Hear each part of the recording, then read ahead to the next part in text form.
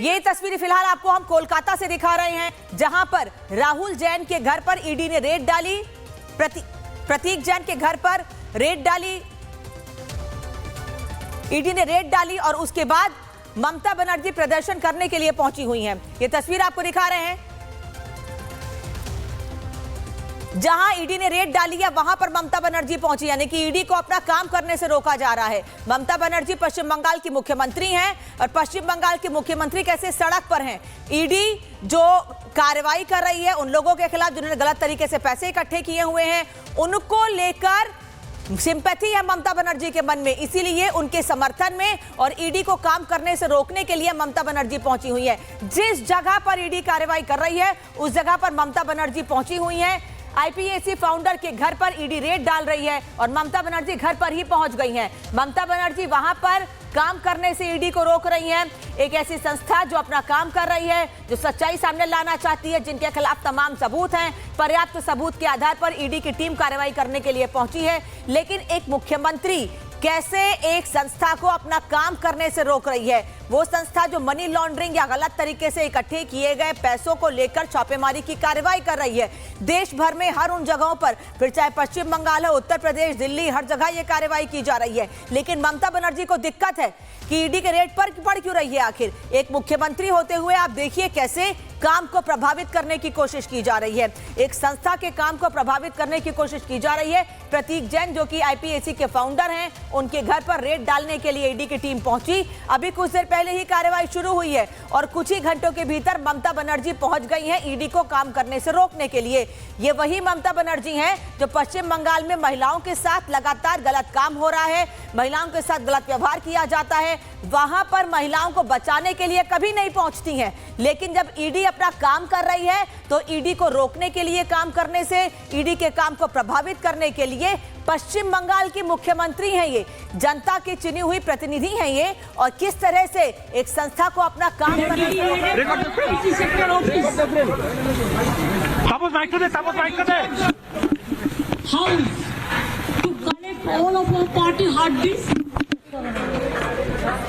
the candidate list, the party strategy, the party plan. Is it the duty of the ED and Amit Shah, the nasty home minister, the naughty home minister who cannot protect the country, and is taking away all my party documents? If I get the BJP party office, what will be? What will be the result? They didn't have any guards. One side the SIR case, they are deleting all the names of the Bengal peoples. More than 2 crore people, 1.5 crore people are being called. 54 lakhs are being deleted without any asking their details. They are using WhatsApp only. And because of election, they are collecting all my information of my party. देखो मैंने सब लेके आया, because I rang up Pratik, because he is the in charge of my party. So my hard disks.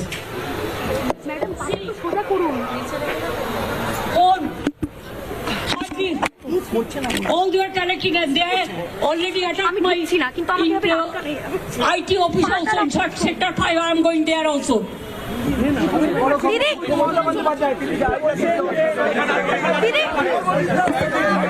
Banerjee वहां पर mic पर लेकर लोगों को, वहां मौजूद लोगों को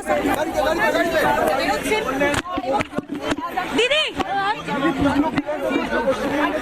दीदी दीदी उन्हें तो टीएमसी के उन्होंने काके বাঁচাতে এলেন, কাকে বাঁচাতে এলেন দিদি, কি বলবেন?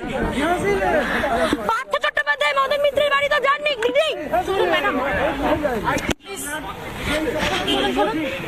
দিদি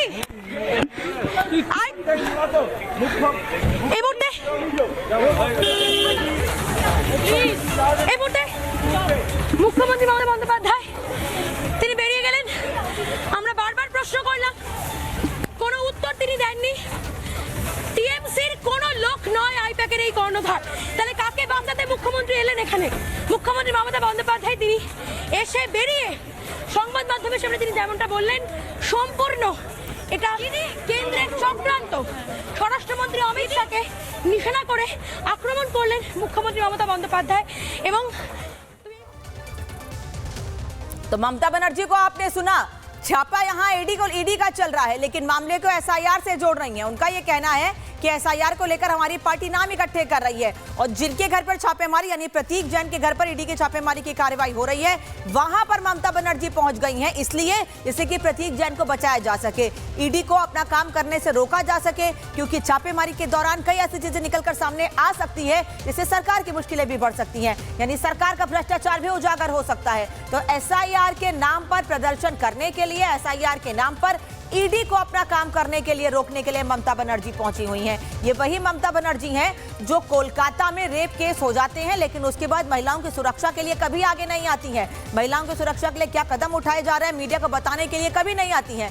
लेकिन प्रतीक जैन के घर पर छापेमारी की कार्रवाई हो रही है, जो ममता बनर्जी के करीबी हैं, तो उनको बचाने के लिए ममता बनर्जी उस जगह पर पहुंच गई, उस घर पर। दीदी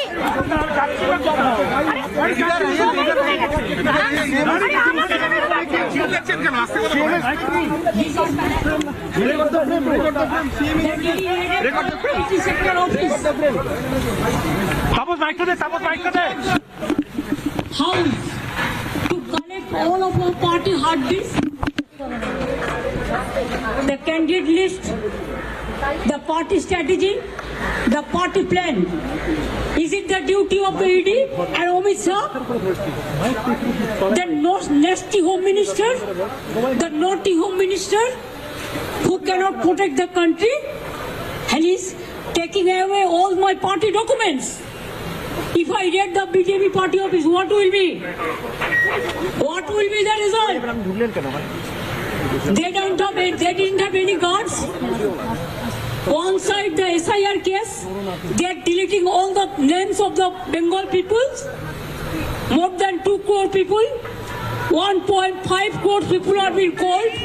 54 lakhs are being deleted without any asking their details. They are using WhatsApp only, and because of election they are collecting all my information of my party.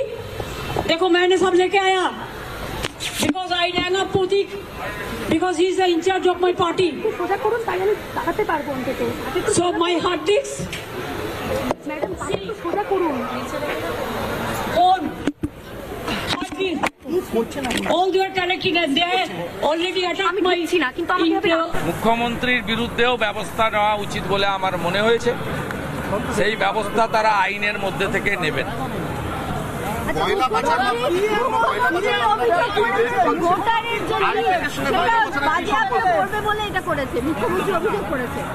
I-PAC voter list থাকবে কেন? আইপ্যাকের কাছে আপনি তো ভোটার লিস্ট আছে বলছেন, বাজেয়াপ্ত করতে আইপ্যাকের কাছে ভোটার লিস্ট থাকবে কেন? কেন ভাই? আমি তদন্তের ব্যাপারে বলবো না, আমার জানা নেই, আমি বলবো না। আমি ইনভেস্টিগেশন এবং ইডির পার্টে ঢুকবো না, সরি। আমি মুখ্যমন্ত্রী যাওয়া, সিপি যাওয়াটাকে মনে করি অনৈতিক, অসাংবিধানিক। কেন্দ্রীয় সংস্থার তদন্তে সরাসরি বাধা দান মুখ্যমন্ত্রী এর আগেও করেছেন, রাজীব কুমারের বাড়িতে রেড হওয়ার সময়, এবং তিনি 5 ঘন্টা ধর্ণা দিয়েছেন নিজাম প্যালেসে। আপনার যখন ফিরাদ হাকিম সহ বেশ কয়েকজনকে গ্রেপ্তার করেছে, এটা মুখ্যমন্ত্রীর অভ্যাসের মধ্যে পড়ে। কিন্তু কেন্দ্রীয় তদন্তকারী সংস্থা তার যে সাংবিধানিক অধিকার আছে সেই অনুযায়ী যদি এই তৃতীয়বারেও এই মুখ্যমন্ত্রী এবং সিপির বিরুদ্ধে ব্যবস্থা না নেন, তাহলে কিন্তু পশ্চিমবাংলায় ভুল বার্তা। মমতা ব্যানার্জি বলছে আমি যদি বিজেপি অফিসে তল্লাশি করি তখন কি হবে? মমতা ব্যানার্জি বলছে আইপ্যাক কি পার্টি অফিস নেই? আইপ্যাক একটা কর্পোরেট সংস্থা, তাদের বিরুদ্ধে অভিযোগ আছে, তদন্ত করবে, তারা দেখিয়ে দেবে কাগজপত্র, তাদের রিটার্ন ফাইল সবকিছু পরিষ্কার আছে। পরিষ্কার থাকলে তো সবার অফিস বাড়ি তল্লাশির পরে তো গ্রেপ্তার হয়, এমন তো নয়। ফেস করবে। মুখ্যমন্ত্রী তো আমার বাড়িতে সিআইডি পাঠিয়েছিলেন। দাদা প্রার্থী তালিকা আমার প্রবীণ বাবা মাকে হেনস্থা করেছেন সিআইডি পাঠিয়ে 3 বার। আমি তো সিআইডির কাছ থেকে ফিতাও নিয়ে মাপতে গেছিলেন, ফিতা কাটিয়ে নিন। টিএমসি প্রার্থী তালিকা নেওয়ার জন্য আমার নন্দীগ্রামের এমএলএ অফিসে আসামি খুঁজার নামে সার্চ ওয়ারেন্ট ছাড়া তছনছ করেছে অফিস। মুখ্যমন্ত্রীর মুখে এগুলো মানায় না। আর মুখ্যমন্ত্রীকে আমি চ্যালেঞ্জ করলাম, বিজেপি কেন যে কোনো লোকের বাড়িতে আপনি পাঠিয়ে দেখুন, পার্টি অফিসে তল্লাশি করুন। পাঠিয়ে দেখুন পার্থ চ্যাটার্জির কচি বান্ধবী অর্পিতার মতো 51 কোটি টাকা কারো বাড়িতে পাবে না। আর আপনার বাড়িতে যদি তল্লাশি হয় 100 কোটি টাকা পাওয়া যায়। দাদা প্রার্থী তালিকা সরিয়ে নেওয়ার জন্য আমি আপনাকে আবারও বলি, IPAC not at all a political organization. আপনি প্রথম প্রশ্ন করলেন, আপনাকে কেউ যদি প্রশ্ন শিখিয়ে করে আলাদা কথা, আমি ফেস করতে জানি, আমি স্কিপ করি না। প্রথমে বললেন ভোটার লিস্ট আইপ্যাকে থাকবে কেন, এখন বলছেন প্রার্থী তালিকা আইপ্যাকে থাকবে কেন? প্রার্থী তালিকা তো টিএমসি অফিসে